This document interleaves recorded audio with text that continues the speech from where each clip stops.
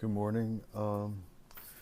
There's a terrible storm outside. I don't have a studio, so there's wind and rain, and the wind is blowing the door. So if there's background noises, I beg your forgiveness. Uh, C'est la vie. It's exciting. The day is dramatic in its storminess. Um, this morning, I want to talk about what I'm calling the liberation of conscience.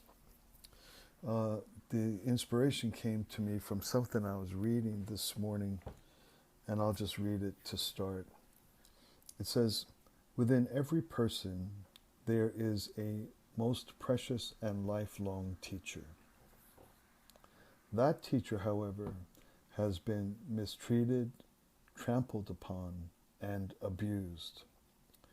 That teacher is the human conscience.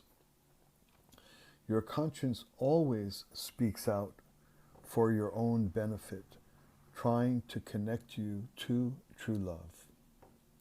Like a parent, your conscience urges you to be good, unselfish, and guides you to goodness.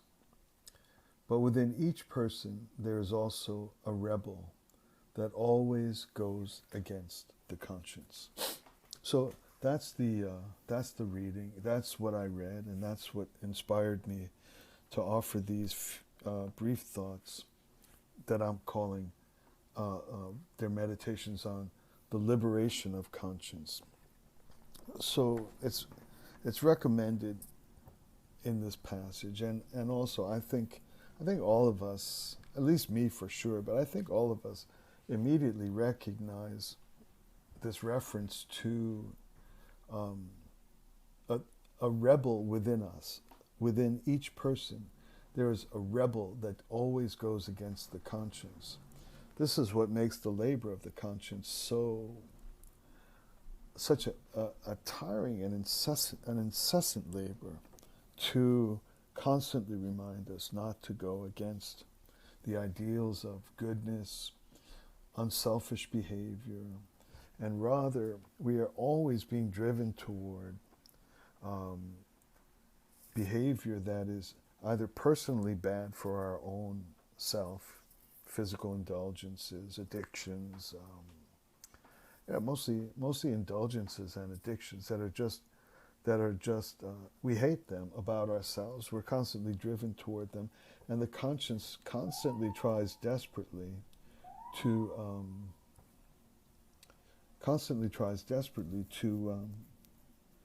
prevent us or help us or block those impulses.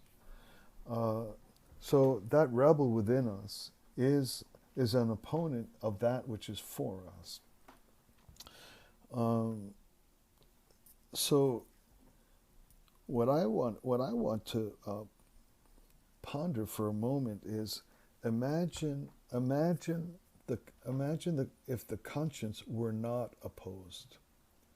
Imagine if the basic structure of my nature was always in concert with what the conscience preferred or advised, or that I didn't tend to rebel against the conscience, but rather tended to behave in compliance or in accord with these high ideals of goodness, of self-discipline, of non-indulgence, of not exploiting others, not taking advantage of others for my own pleasures, not being lazy or slovenly or any of the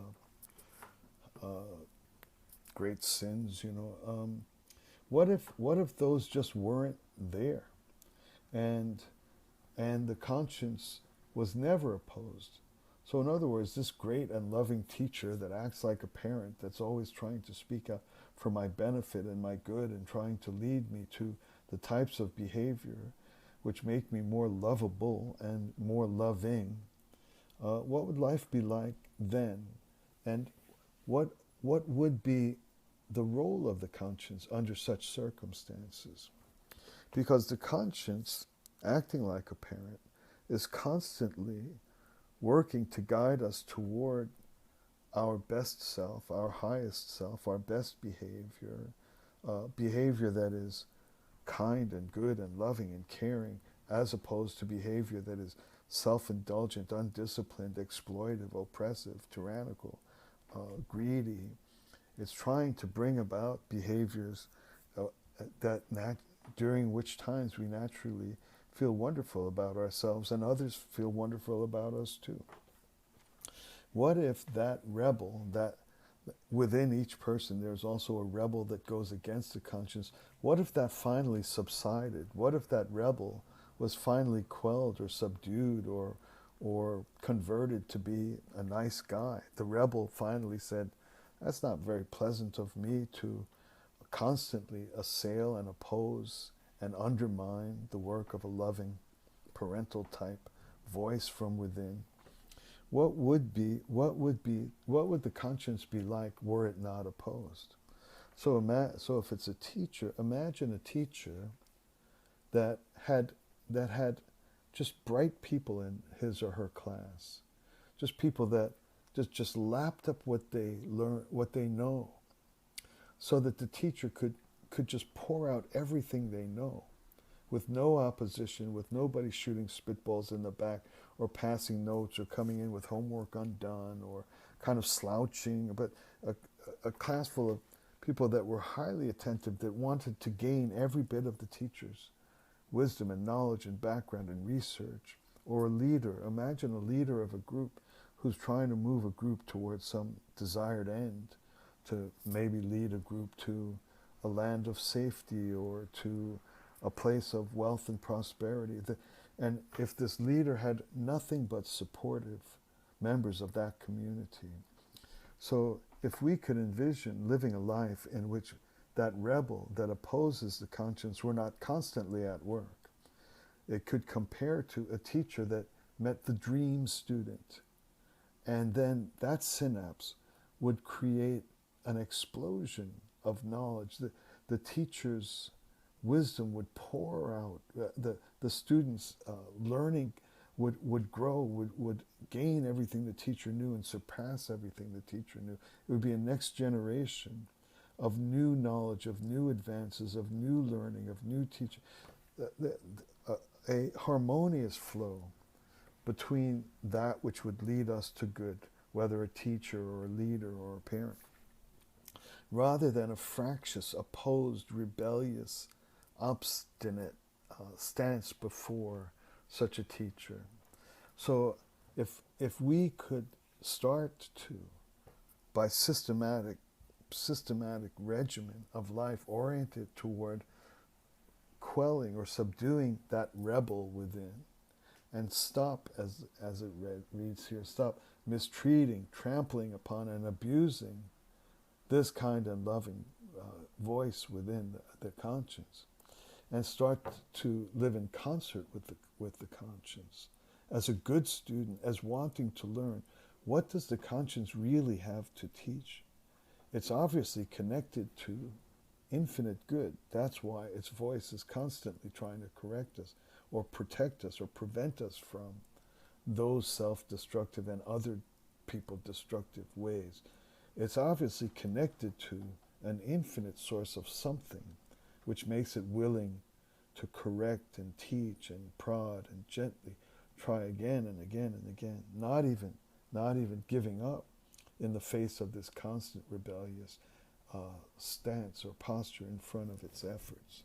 So if we removed that rebellious part and lived harmoniously and synchronously with the conscience, it would be liberated or free to teach what it's really connected to teach all that it knows, to just pour out all the elements of goodness and love and proper behavior, and we would be soaring as the next genius for the next generation of goodness.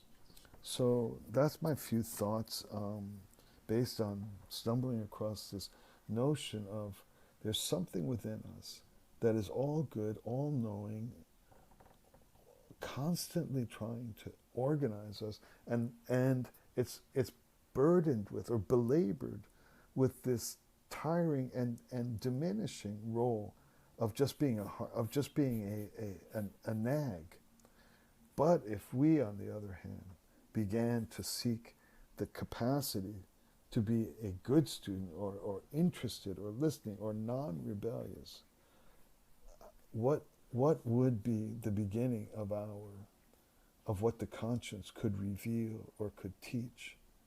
It's boundless. It's genuinely exciting enough to ponder taking a path of life that would remove that rebellion and start to let the conscience teach what it really knows, rather than this constant small little corrective thing that is improper to its status and its the expanse of its knowledge and wisdom. Thanks a lot for listening. I'll talk to you all soon.